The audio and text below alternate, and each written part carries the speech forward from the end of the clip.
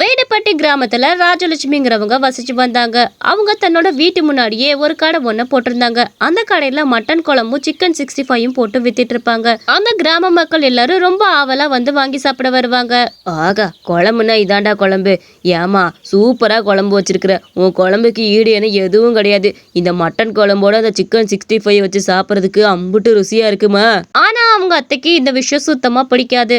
தன்னோட வீட்டு முன்னாடி இத்தனை பேர் வந்து உட்காந்து சாப்பிட்றது, குழம்பு வச்சு விற்கிறதும் அவங்களுக்கு பிடிக்கவே இல்லை. ஏண்டி, உனக்கு இதோட எத்தனை தடவை நான் சொல்றது, இந்த மாதிரி சமையல் வேலையெல்லாம் இங்கே பார்க்காத, இங்கே யாரையும் உட்கார வச்சு சாப்பிட வைக்காதுன்னு எத்தனை தடவை சொல்றது? எத்தனை தடவை சொன்னாலும் உனக்கு புத்தியே வராதா? இந்த குழம்பு விற்கிற வேலையை முதல்ல விடுன்னு எத்தனை தடவை சொல்லிட்டேன். இந்த குழம்பு விற்கிற வேலையை விடுடி. அத்தை, எனக்கு இந்த தொழில் பிடிச்சிருக்கு அத்தை, நான் அதனால பண்றேன். இது என்ன நேர்மையான தொழில் தானே, குழம்பு தானே விற்கிறேன், இதுல என்ன தப்பு இருக்கு அத்தை? நானும் ஒரு வருமானம் பார்த்தேன்னா ஒரு வீட்டில் ஒரு வருமானம் சேர்த்து விழுந்தா நல்லதானே அத்தை? என்ன வருமானம் கிருமானம், பொம்பளைங்க சம்பாரிச்சு அப்படி நாங்கள் வாழணும்னு அவசியம் கிடையாது.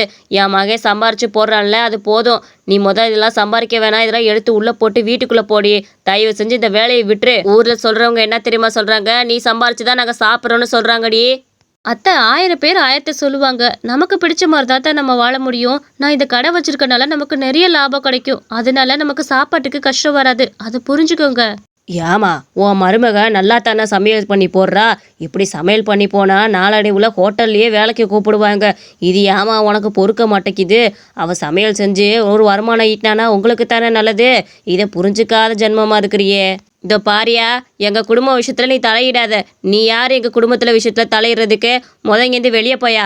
ஆளுகளையும் மூஞ்சிகளையும் பாரு. எதுக்கு எடுத்தாலும் அடுத்தவங்க குடும்ப விஷயத்தில் மூக்க நுழைக்கிறதுக்குன்னே வந்துடுறது. வந்தோமா சாப்பிட்டோமா போனோமான்ற வேலையை மட்டும் பார்க்கணும். எப்பா, நீ எதுக்குப்பா தேவையில்லாத வேலையெல்லாம் பார்த்துக்கிட்டு இருக்க? அந்த பொம்பளை என்னமோ பண்ணிட்டு போகுது. நீ இதெல்லாம் பேசாதவா. அதுக்கு தான் அடுத்தவங்களை பற்றி பேசாதேன்னு சொல்கிறேன். வா போகலாம். ஏங்கத்த, இப்படி வரவங்கள்ட்ட எல்லாம் மரியாதை குறைவா பேசுறீங்க. வர கஸ்டமர்ல அடுத்து என் கடைக்கு வரவே மாட்டாங்கத்த. ஏங்கத்த இப்படி பண்றீங்க? போங்கத்த பேசாம. இதுக்கு ஒரு முடிவு சீக்கிரமே கட்டுறேன்டியே பாரு. இரவு நேரத்திலே தன்னோட குழம்பு கடையா வரிசையா போட்டுக்கிட்டு இருந்தா. ராஜலட்சுமி அக்கா, எனக்கு நல்லா மட்டன் குழம்பு சூடா கொடுங்கக்கா சாப்பிட்றதுக்கு. அது கூட இந்த 65யும் வச்சு கொடுங்க. அது சாப்பிட்றதுக்கு எவ்வளோ ருசியா இருக்கும். உங்க கடையை அடிச்சுக்க யாரும் இல்லை. பெரிய ஹோட்டலுக்கு போனா கூட இந்த சுவையில கிடைக்காதக்கா. அட, எனக்கு ரொம்ப சந்தோஷமா இருக்குமா. உட்காந்து சாப்பிடு, உட்காரு. அவளும் நைட்டு நேரத்துலயும் அதிகமான வருமானம் ஈட்டிட்டு இருந்தா. இதெல்லாம் பொறுத்துக்காத அவங்க அத்தைக்கு ரொம்ப கோவம் ஏறுச்சு. அப்பா, இன்னைக்கு ஒரு வழியா எல்லா வேலையும் முடிச்சாச்சு. இனி வீட்டுல போய் கொஞ்ச நேரம் நிம்மதியா தூங்க வேண்டியதுதான். அவர் வந்ததுமே அவர்கிட்ட கொஞ்சம் பேசிட்டு தூங்குவோம். என்னங்க, நீங்க எப்போ வந்தீங்க? நான் உங்களை பார்க்கவே இல்லை. பாத்தீங்களா? வீட்டுக்குள்ள என் கண்ணு முன்னாடி தான் போனீங்களா? நான் பார்க்கவே இல்லையே. எப்பங்க வந்தீங்க? என்கிட்ட ஒரு வார்த்தை கூட பேசாம போயிருக்கீங்க, பாத்தீங்களா? இங்க பாரு ராஜலட்சுமி, என்னையும் உனக்கு ரொம்ப பிடிக்கும் தானே. அப்ப நான் சொல்றத நீ பண்ணியே ஆகணும். நீ நாளையில இருந்து இந்த கடையை போட வேணாமா? அம்மாக்கு இது சுத்தமா பிடிக்கல, அதனால எனக்கும் பிடிக்கல. தயவு செஞ்சு இந்த கடை போறத நாளையோட நிறுத்திக்க. இன்னையோட நிறுத்திக்க. இதுதான் உனக்கு முதலும் கடைசியுமா நான் சொல்றது. என்னைய பிடிக்கும்னா அந்த கடை போறத விட்டுரு. அதை சொன்னாதாண்டா என்னைய அந்த பேச்சு பேசுறா. ஒரு பொம்பளை பிள்ளை இப்படி கடையை போட்டு உக்காந்துருக்கலாமா ரோட்டோரத்தில்? எனக்கு அது சுத்தமாக விருப்பமே கிடையாது.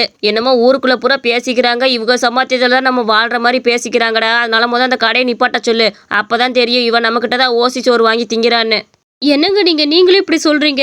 அதுல ஒரு வருமானம் வந்துச்சுன்னா நமக்கு தானங்க லாபம். அத்தை சொல்றத கேட்காதீங்க. நமக்கு லாபம் முக்கியம்னா நம்ம இந்த மாதிரிலாம் உழைச்சுதான் ஆகணும். நம்ம எப்பவுமே நேர்மையான வழியில தானே உழைக்கிறோம். இதுல என்னங்க தப்பு இருக்கு? இந்த பேச்செல்லாம் என்கிட்ட பேசாத ராஜலட்சுமி. நீ பண்ணக்கூடாதுன்னா பண்ணக்கூடாதுதான். இதுதான் என்னோட கண்டிஷன், பாத்துக்கோ. இதுக்கு மேல நீ போட்டேன்னா அப்புறம் எனக்கு கெட்ட கோவம் வந்துடும். அவளை சோகத்தோட அந்த முடிவுக்கு சரின்னு சொன்னா. ஆனா அவளால கடை போடாம சுத்தமா இருக்க முடியல. ரொம்ப வருத்தமாவும் இருந்தது அவளுக்கு. கடை போடாம எப்படிதான் இருக்கிறதுனே தெரியல. அதுல ஒரு வருமானம் பார்த்தா நமக்கு தான் நல்லது. ச்சே, இவரு புரிஞ்சுக்கவே மாட்டேங்கிறாரு. தேவையாடி இதே உன் புருஷன்ட்ட 4 திட்டு வாங்கினாதான் உனக்கெல்லாம் புத்தி வருமா?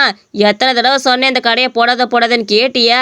இப்ப பாத்தியா அவனே சொல்ற நிலைமை வந்துருச்சுன்னு. அதுக்குதான் பெரியவங்க சொன்னா கேட்கணுங்கிறது. என்ன ராஜலட்சுமி, கடை போடலையா? உன்னை நம்பிதான் நான் சாப்பிடாம வந்தேன். கடையில மட்டன் குழம்பு வாங்கிக்கலான்னு. நீ என்னமா கடை போடாம இருக்கிற? இதை பாருமா, இனிமேல் அவ எப்பவும் கடை போட மாட்டா. நீ நாளில இருந்து சாப்பாடை கட்டிட்டே வேலைக்கு கிளம்பு. என்ன, இனிமேல் அவ எப்பவும் கடை போட மாட்டா. இந்த சைடு யாரும் வர வேண்டாம். இப்படி வர்றவங்க போறவங்கிட்ட எல்லாம் அவங்க அத்தை இந்த மாதிரி தான் சொல்லி அனுப்பிச்சு விட்டாங்க. அவளுக்கு ரொம்ப கவலையா இருந்தது.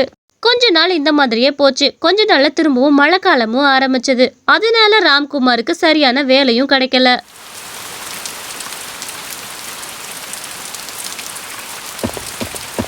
டே பாலாஜி, நீ ஏதோ வேலை சொன்னியே, என்னடா அது? பார்க்கலாமா? என்னடா வேலையே சுத்தமா இல்லடா இந்த மழை காலனால. ஐயோ, என்ன பண்றதுனே தெரியல. கடன்காரங்களாம் கொஞ்சம் விட்டா வீட்டுக்கே வந்துருவாங்கடா. ஏதாவது வேலை இருந்தா சொல்றா பாலாஜி.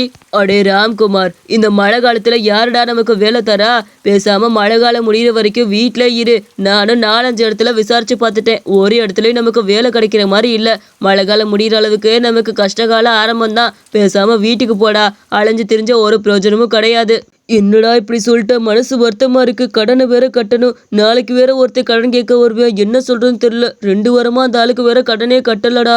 யோயோ கடவுளே.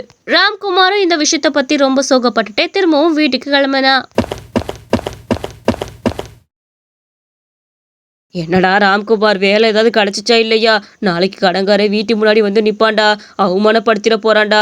ஏதாவது வேலை கிடைச்சிச்சா இல்லையா? இல்லம்மா, நானும் எல்லாத்திட்டையும் விசாரிச்சு பார்த்துட்டேன். ஒருத்தர் கூட இந்த மழை காலத்துல வேலை தர மாட்டேங்கிறாங்க. இந்த மழை காலத்துல வேலை கிடைக்கிறதே கஷ்டம்னு சொல்லிட்டான். முக்கியமானவனே அப்படி சொல்லிட்டான். இதுக்கு மேல நான் என்ன பண்ண போறேன்னு தெரியலம்மா.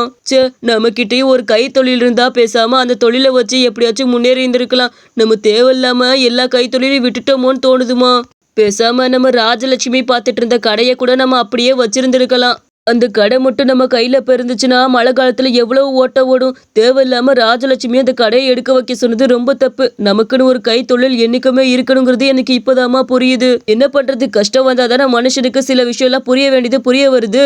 என்னங்க, நானும் அன்னைக்கு அதே தானங்க சொன்னேன். நம்ம கிட்ட ஒரு விஷயம் இருந்தா அது நல்லதுக்கு நினைக்க மாட்டேங்கிறீங்க. அதை எப்படியாச்சும் எடுக்க வைக்கணும் தான் நினைக்கிறீங்க.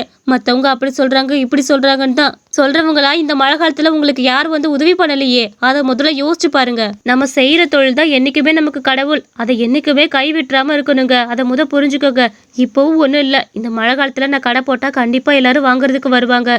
ராஜலட்சுமி, அப்ப நீ உன்னோட கடையை ஆரம்பிமா. இனிமேல் அதுக்கு நான் தடையா இருக்க மாட்டேன். எனக்கு இப்பதான் புரிஞ்சது வேலையோட அருமை என்னன்னு. அது இருக்கும் போது நமக்கு எதுவுமே தெரியாது. நம்ம கையை விட்டு போகும்போது தானே மனசு வலிக்குது. அம்மாவும் உனக்கு இடைஞ்சலா இருக்க மாட்டாங்க. நானும் இனிமேல் உனக்கு இடைஞ்சலா இருக்க மாட்டேன். நீ இதுல எவ்வளவு சம்பாதிக்க முடியுமோ சம்பாரிமா. நமக்கும் கண்டிப்பா ஏதாவது ஒரு கைத்தொழில் தெரிஞ்சே ஆகணும். அப்படிதான் நம்ம வாழ்க்கையில எந்த கஷ்டம் வந்தாலும் சமாளிக்கிறதுக்கு தில் இருக்கும். இந்த கதை உங்களுக்கு பிடிச்சிருந்துச்சுன்னா மறக்காம நம்ம குட்டி கார்ட்டூன் சேனலுக்கு சப்ஸ்கிரைப் பண்ணிக்கோங்க.